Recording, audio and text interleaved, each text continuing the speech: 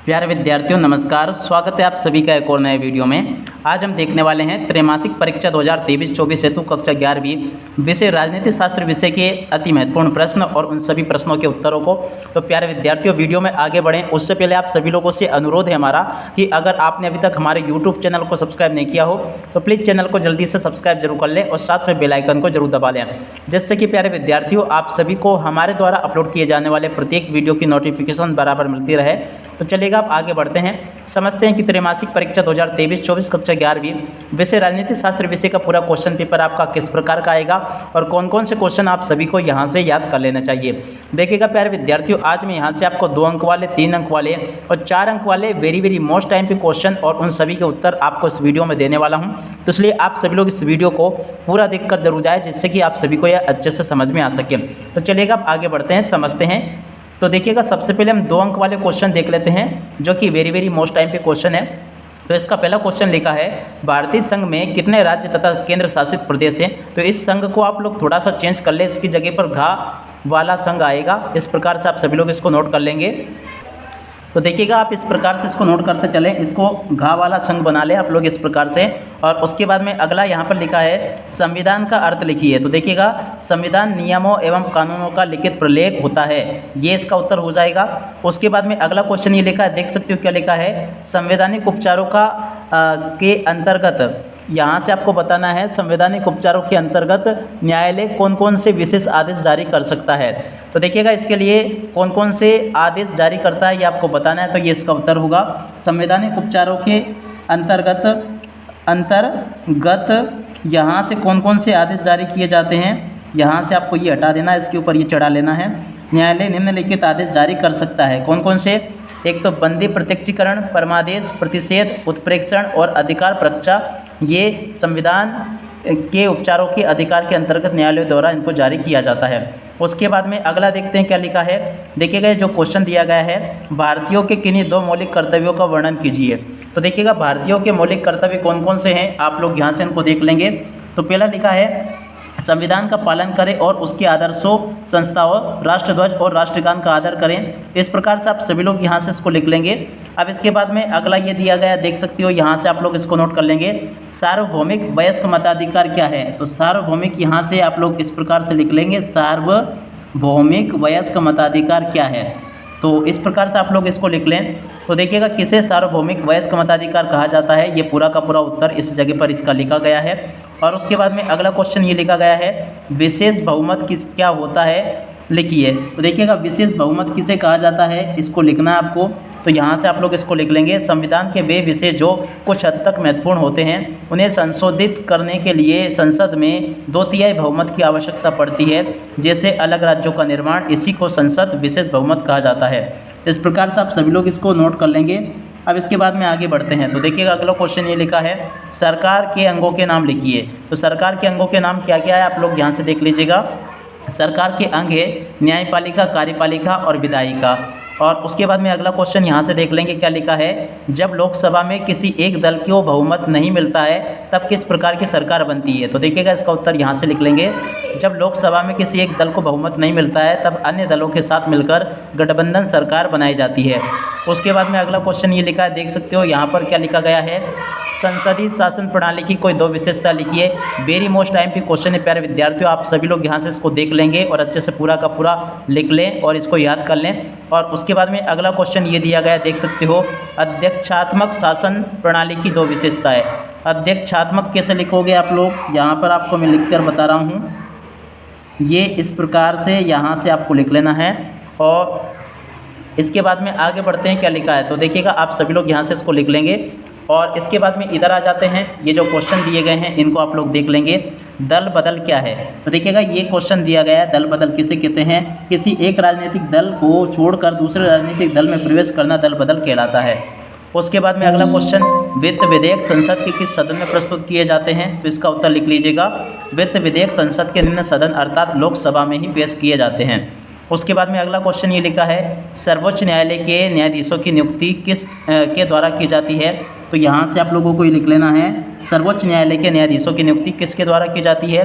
तो यहाँ से आप लोग इसके उत्तर को नोट कर लेंगे, सर्वोच्च न्यायालय के न्यायाधीशों की नियुक्ति राष्ट्रपति द्वारा की जाती है।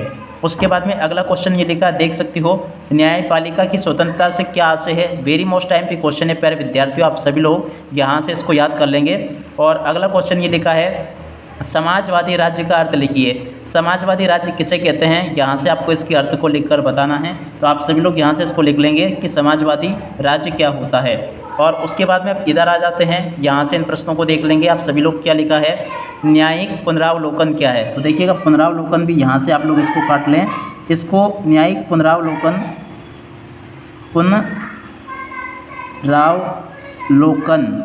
पुनरावलोकन क्या है, न्यायिक पुनरावलोकन क्या है, इस प्रकार से आप लोग लिख लें इसको।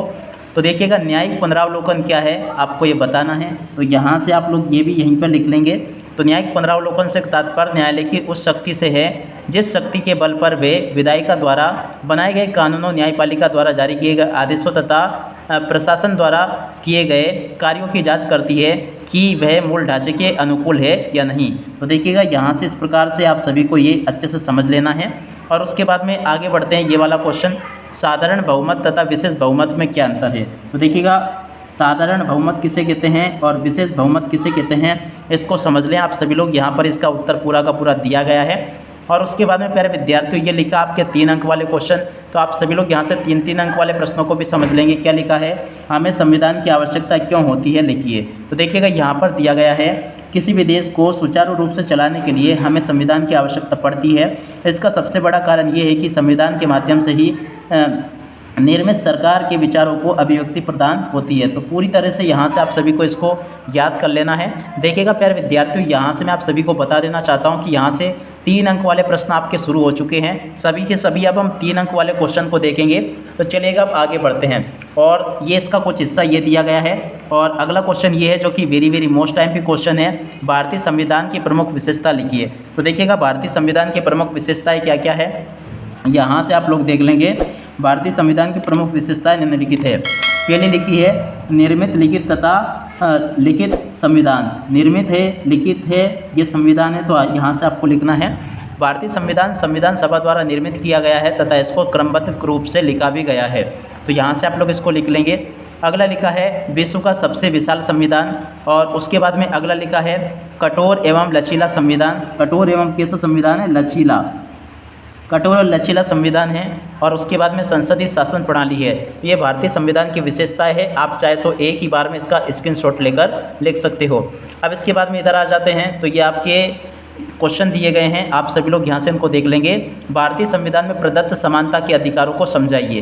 तो यहाँ से आप लोग भारतीय संविधान में जो मौजूद है समानता के अधिकार, उनको नोट कर लेंगे यहाँ से आप सभी लोग। और उसके बाद में आगे बढ़ते हैं। ये जो क्वेश्चन दिए गए हैं, देख सकते हो क्या लिखे हैं, राज्य के नीति निर्देशक तत्वों के उद्देश्य लिखिए। तो देखिएगा, राज्य के नीति निर्देशक तत्व क्या लिखे हैं, आप सभी लोग यहाँ से इनको नोट कर लेंगे।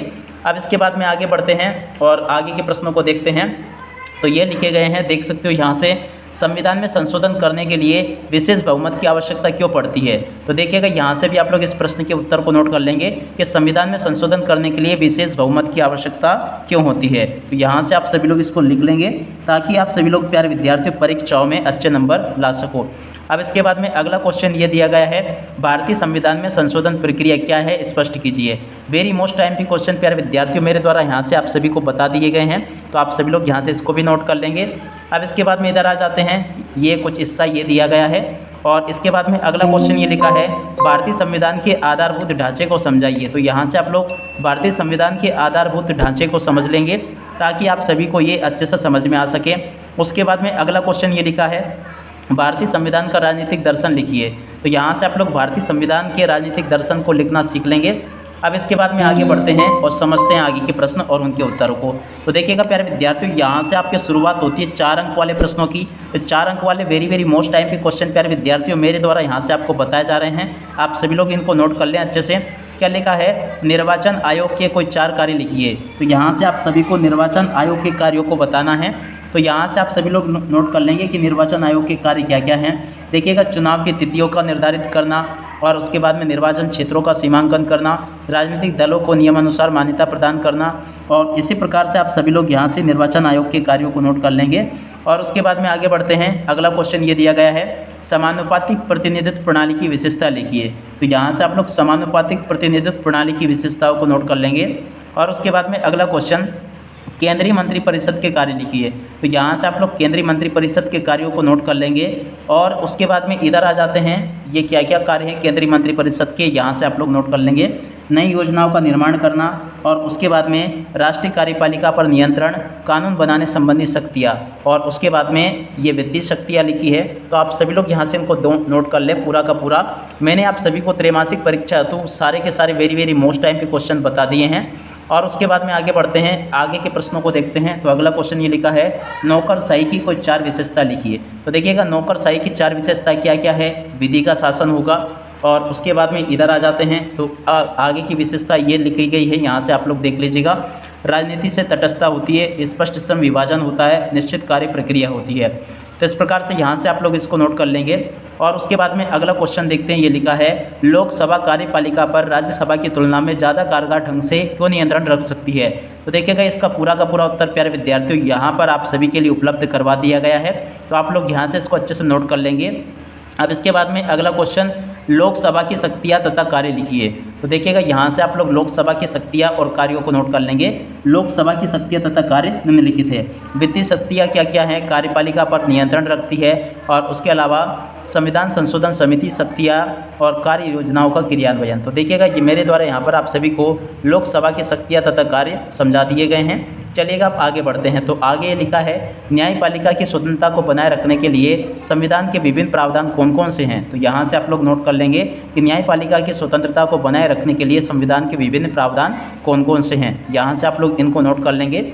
अब इसके बाद में आगे आ जाते हैं। तो यहाँ से आप लोग इन प्रश्नों को नोट कर लेंगे। क्या लिखा है, यहाँ से आप लोग इनको देख लें, ये सारे के सारे कुछ क्वेश्चंस दिए गए हैं, यहाँ से आप लोग इनको नोट कर लेंगे। और अगला क्वेश्चन ये लिखा है, आप सभी लोग देख लें यहाँ से क्या दिया गया है, आप सब लोग देख लेंगे यहाँ से, सर्वोच्च न्यायालय के क्षेत्राधिकार का वर्णन कीजिए। तो यहाँ से आप लोग सर्वोच्च न्यायालय के क्षेत्राधिकार को लिख लें। पहला पॉइंट ये लिखा, दूसरा ये लिखा, तीसरा ये लिखा गया है। और उसके बाद में बाकी के पॉइंट भी देख लेते हैं। अब देखिएगा प्यारे विद्यार्थियों, चौथा पॉइंट ये दिया गया है, पांचवा पॉइंट ये दिया गया है। देखिएगा प्यारे विद्यार्थियों, यहाँ पर मैंने आप सभी को आपकी त्रैमासिक परीक्षा तो कक्षा 11वीं राजनीति शास्त्र विषय के वेरी मोस्ट टाइम के क्वेश्चन और उन सभी के उत्तरों को बता दिया है। तो आप सभी लोग इनको अच्छे से तैयार जरूर कर लें। अब इसी के साथ में प्यारे विद्यार्थियों इस वीडियो को यहीं पर समाप्त करते हैं। नमस्कार, जय हिंद, जय भारत।